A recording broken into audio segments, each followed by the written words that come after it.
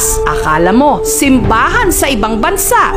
Pagpasok sa loob, bubungad ang enggrande at napakagandang istruktura.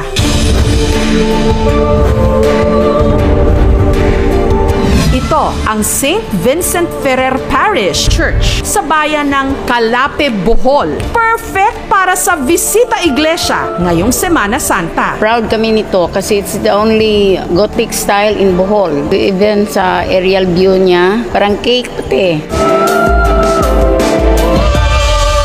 Nakapasyal ka na, nakapagnilay ka pa. Saan ka pa?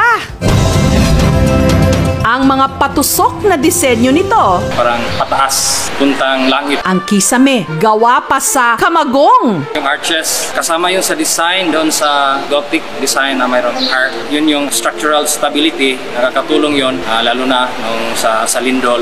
Ang kanilang antigong kampana nang galing pa ng Cebu. Ang ganito kagandang simbahan, 21 taon bago nabuo. 1933 until 1954. Pero yung parish ay founded noong 1802.